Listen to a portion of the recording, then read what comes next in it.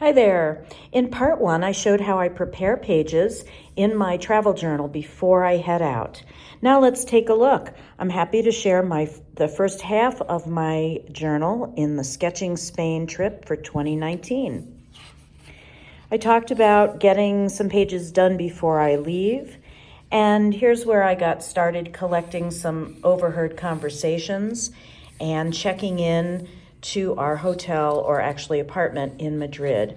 I always include text in a travel journal, and you'll see it in a variety of ways, including white gel pen on dark background. I like to play with contour lines, which are more or less a single line when I'm doing something that's a little bit more challenging, like a figure or some of the architecture. And many of my journal pages include collage elements like this business card. And here's a business card I made into a flap. We went to Toledo and I did a little sketch of some of the architecture there. And this was super fun. We met a street artist who was selling his work. I loved his watercolor style, very loose, very washy, very wet. So I had a piece of watercolor paper where I tried to emulate his style, including the way he did the figures, which I thought was really fun.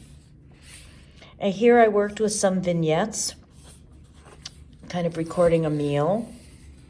And then one theme you'll see in a lot of my pages is this broken line, just to add a sense of movement and direction.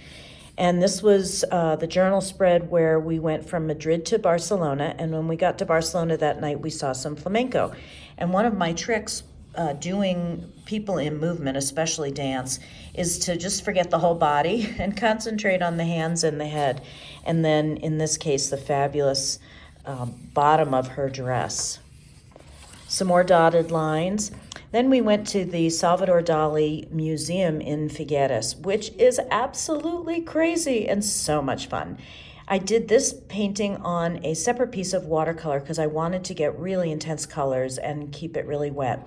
So this is a piece of watercolor paper that was glued into my book. I'll often travel with paper that is already cut to the size. Here I worked from a photograph. More dotted lines. I added a card that some people in the hotel had given us. Working in the vignettes. And then I had lunch by myself in a wonderful restaurant that was full of columns, which I thought was just wild.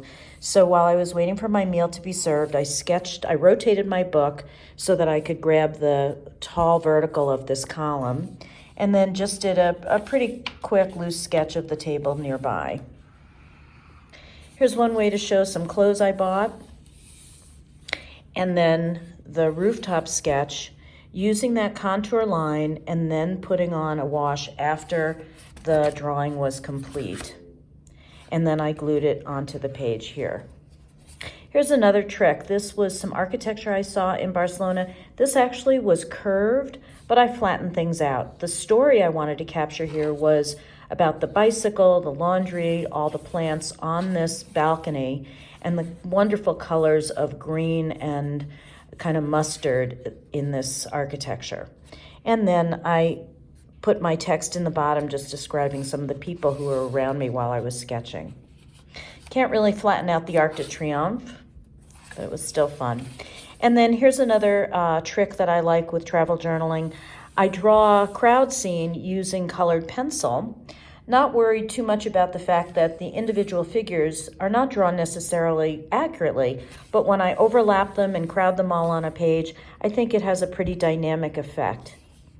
And then, of course, I can go back in later with some water to bleed out those pencils. So that's the first part of my Spain adventure. And in part 3, you'll see from this page forward with my 2 workshops.